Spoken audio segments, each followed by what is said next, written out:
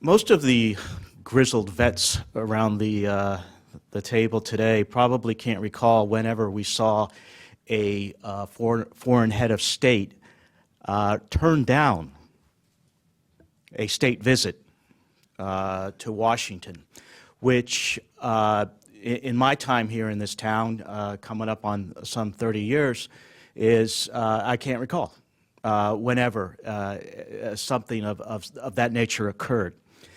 This week, the New York Times had and on one of its blogs had well, who really lost in Brazilian President Dilma Rousseff turning down a state visit to Washington, which was supposed to be in October.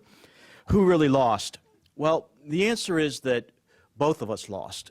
Both the American and the Brazilian peoples lost in this event.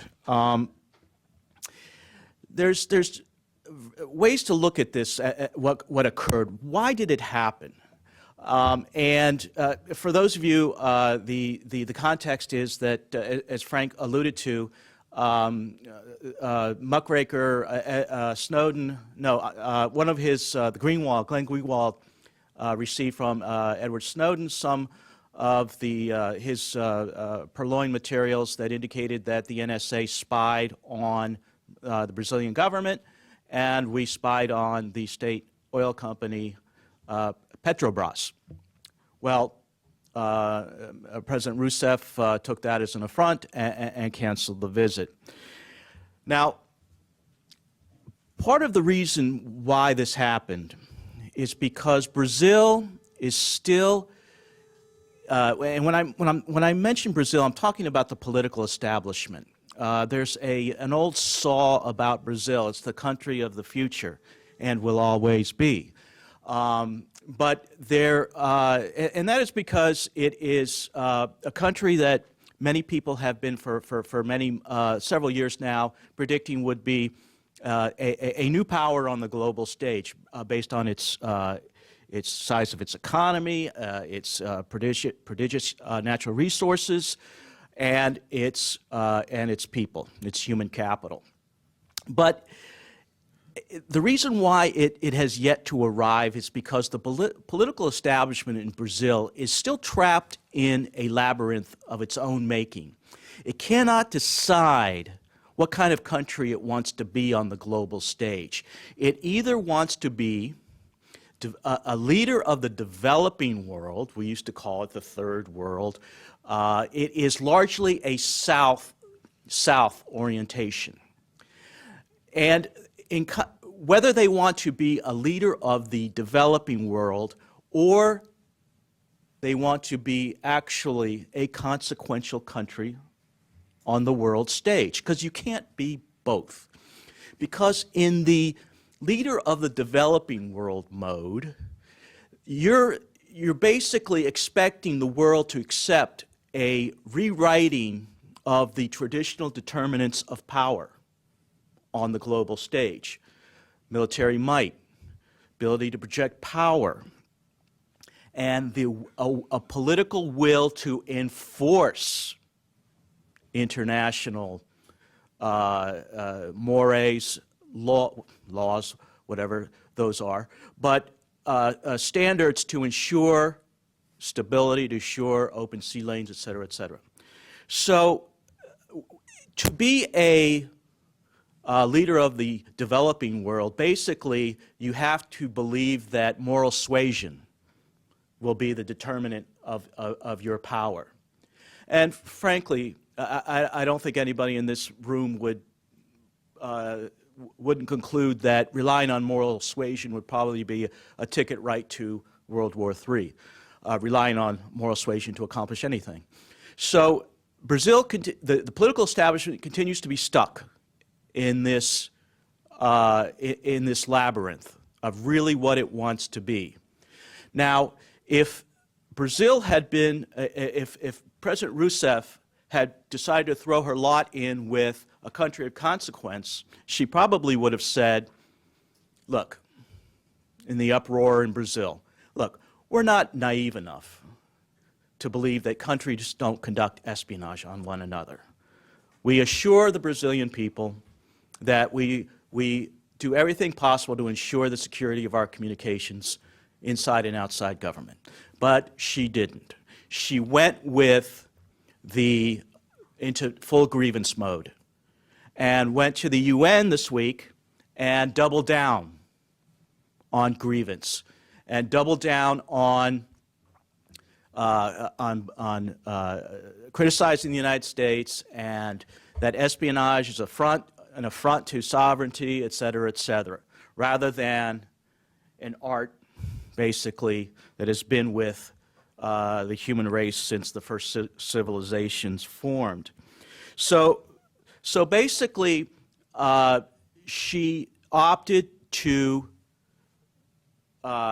stay in a comfort zone of third world grievance, rather than asserting herself and meeting President Obama as an equal. To me, it came off as weakness.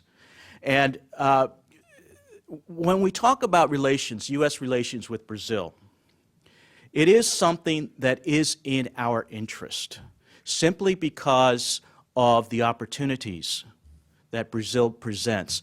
An obstacle continues to remain. When I speak about the Brazilian political establishment, much of the focus is in their foreign ministry. It is a bastion of old think leftism. Again, many of the vets around the table remember the whole dependency theory, where this is the 60s, 70s type of stuff found in dusty textbooks, where basically it held that the third world, at the time, the developing world, was poor because the first world was rich, and therefore it was exploiting. So this is the type of thinking that goes on still in the Brazilian foreign ministry. So any relationship with the United States is from their standpoint, very adversarial, because a relationship with the United States, ipso facto, is an exploitative one. So in any case, that is the obstacle. But the foreign ministry doesn't define Brazil. There are ways the United States is big enough to be able to circumvent Brazil and avail itself of the massive economic opportunities that exist for us down there, for both populations to profit from, to benefit from. So if the Obama administration is not blameless in this, because and I wrote about this in a blog after it happened, is that if the administration had a policy towards Brazil, then there would have been a different calculus for President Rousseff. She believed that she had nothing to lose, and therefore could play small ball and take grievance up there and preen and appear to be a spokesperson for the developing world. We have no substantive engagement with Brazil. There are no high-profile economic initiatives going on. There is nothing to lose for her. And so, in contrast, if the administration had picked up where the Bush administration left off, then it could have been a more difficult calculation for President Rousseff. But in the absence of nothing to lose, again, she went small ball. And the bilateral relationship won't recover anytime soon. Sure, there'll be ongoing economic interaction, but it's a hugely missed opportunity, and there won't. I don't see any change in the next 3 years. The last few years have been a wasted opportunity, and that's too bad, because I think that the Bush administration had created a momentum in bilateral relations. President Bush had met 2 or 3 times with President Lula, the previous president of Brazil. He had him at Camp David, and all that momentum has dissipated. And here we are again, the rather embarrassing outcome of not only canceling the state visit, but going to New York at the General Assembly and walking all over the American flag up there. The second, and I'm going to try to speed through these topics to leave plenty of time for further discussion. Ladies and gentlemen, Central America. It happens that next year is the 30th anniversary of the Ronald Reagan's bipartisan commission on Central America. Some of those around the table remember it was called the Kissinger Commission. It was an a bipartisan attempt to formulate a policy, U.S. policy, at the time that that insurgents, guerrillas armed by the Soviet Union and the Cubans were trying to shoot their way into power in Central America. So this august commission was set up. It was a combination of security assistance, economic assistance, and for those of you who remember, the Reagan administration took a lot of crap for, that's a political science term, it took a lot of crap for its policy in Central America, but it succeeded. And it solidified, it drew the line on armed revolution in the region and set the stage for decades of consolidation, democratic consolidation, and growth. The region is not out of the woods, and in fact, I would argue that what has happened over the last few years, in a direct legacy of Hugo Chavez. Chavez is gone, but his legacy remains. And what is that legacy? As I said, the left, for many years in Latin America, believed that the only way you can get into power was to shoot your way into power. Well, what they figured out, what Chavez was the embodiment of, is they figured out that the institutions of democracy, especially the electoral institutions, were so weak in the region that they could be manipulated to gain power under a patina of democracy and then proceed to rule undemocratically by gutting institutions, by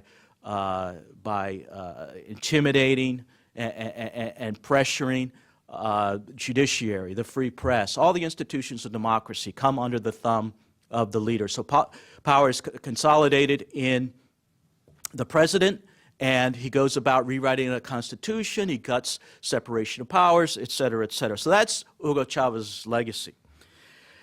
But then something else happened over the last few years during the reign of Chavismo, is that international criminal groups realized that Chavismo was good for business, that countries that were systematically undermining democratic institutions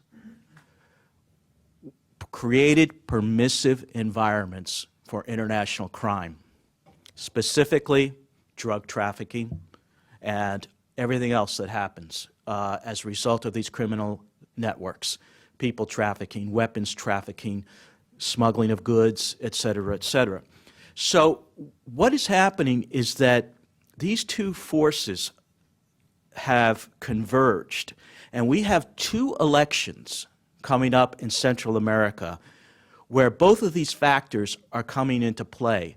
In November, Honduras is having its presidential election. Many of you will remember the crisis in 2009, President Zelaya, who tried to rewrite the Constitution. They threw him out of power. The administration was not reticent about calling that a coup, even though it was later determined to be constitutional. Well, his wife is running, and one of the things that President Zelaya brought to Honduras was a permissive environment for drug trafficking. It has ravaged the country, and it only stands to reason that when his wife is running now for president, if she's elected, they had a poll this week, she's up by 2 points. She's reelected, or she's elected in Honduras, we're going to have problems with our security because of the drug trafficking menace. In February of next year, El Salvador is having its election. They have in its there are three main candidates there. One is a former guerrilla radical from the FMLN by the name of Salvador Sanchez Seren, total Chavista. The current president from the FMLN was actually a moderate. They used him to gain power, and now the hardliners are ascendant and want the whole piñata. Sanchez Seren is somebody who celebrated in the streets of San Salvador the 9/11 attacks in New York and Washington, and so they are very much poised to again the party in power. You cannot trust a Chavista to obviously to run a clean election. So that's one concern. But there's another concern too in El Salvador. Former President Tony Saca, who some in Washington will remember as a friend. He came from the right of center Arena Party, and he is running a third-party candidacy, which unfortunately is splitting the opposition against the FMLN. Now, why is Saca a problem? He's a problem because not only is he splitting the opposition against the FMLN, but he is also up to his eyeballs in corrupt activity. There's a lot of WikiLeaks cables that expressed significant concern on part of the embassy, our embassy in San Salvador, about Saca's corruption. Now, when you're talking about corruption, it's invariably drug money. So we have, out of three candidates in El Salvador, we have two that are, in my opinion, extremely compromised.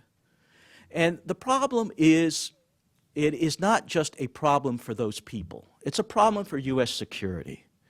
Because when you have permissive environments for drug trafficking, that just doesn't shoot up their neighborhoods. It shoots up ours. And those drugs are coming into our neighborhoods, and it makes our border with Mexico that much more vulnerable. Because as any DEA agent, any security, regional security expert will tell you that the same network that moves drugs will move anything from arriving in a South American capital, gets into the pipeline, can be on the border, the U.S.-Mexican border within 24 hours. And we're talking about terrorists, we're talking about dirty bombs, anything. And again, we have a situation where the administration is oblivious. What we're trying to do is get some more resources to some of the electoral monitoring. Obviously, I am not advocating U.S. getting involved in steering an election. But what we're talking about is monitoring and ask scrutiny and tough questions about who is who and where is the money going and who is trying to sway these elections. But that monitoring capacity, that monitoring initiative, we haven't seen it. And given the stakes involved, it's very, very concerning. Jose, I think we have to pause and take some questions. Could you just mention the who in El Salvador is the preferred candidate? Oh, the preferred candidate is the mayor of San Salvador from the Arena Party by the name of Quijano, Q-U-I-J-A-N-O, mayor of San Salvador. Great. And the Arena Party candidate. Wonderful. Questions, Mario? Yes, as the only Brazilian here in the room, I thank you enormously. It was a brilliant presentation on Brazil, also in Central America. I totally agree with what you said about Brazil. Just one point about Dilma, the president.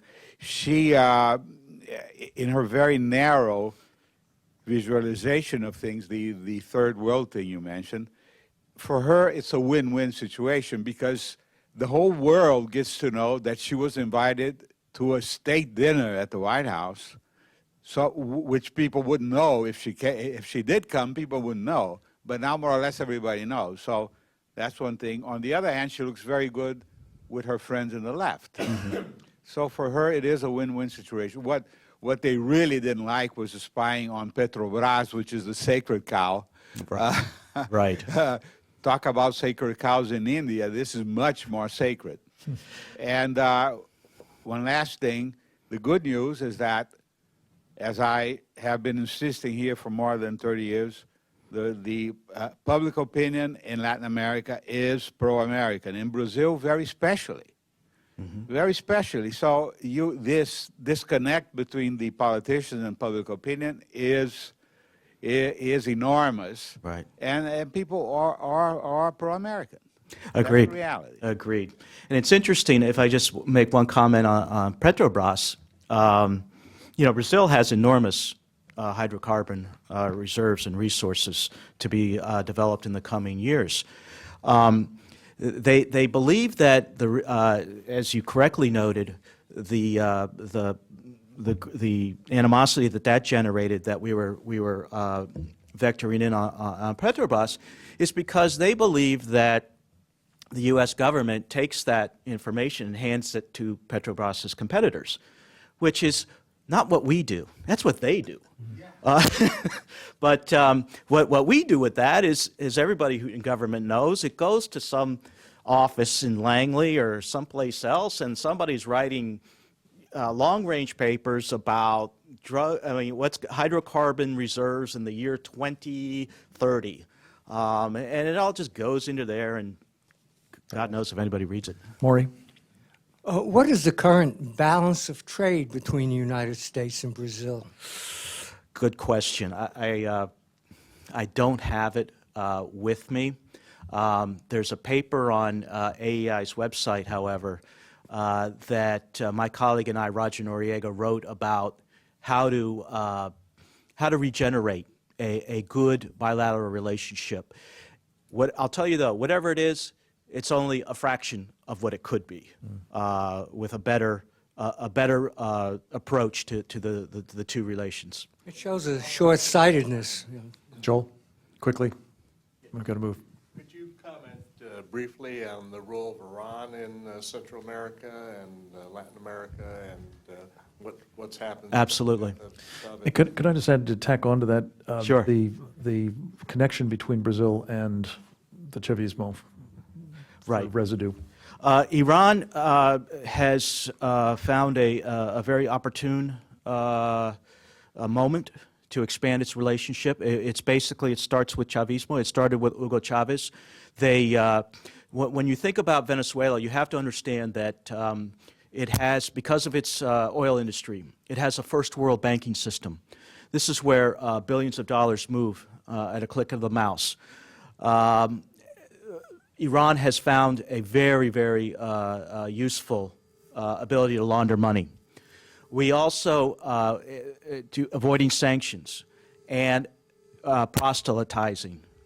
This is something that, again, my colleague and I, Roger Noriega, have been writing about a lot, appeared on Frank's radio program to talk about the very pernicious Iranian influence. What we see is Iran basically preparing contingencies. If we hit Iran for its nuclear program, we are vulnerable. U.S. property, U.S. companies, U.S. Diplomatic installations, U.S. citizens are very vulnerable in Latin America. Brazil with Chavismo has been very, very, it hasn't gone overboard. They've tried, because they risk, their economies are not, it's too big to be aligned with this sort of retrograde, centralized economic, centralized model. But they have been extremely reluctant to speak out or anything like that. It's an interesting dynamic. I probably don't have.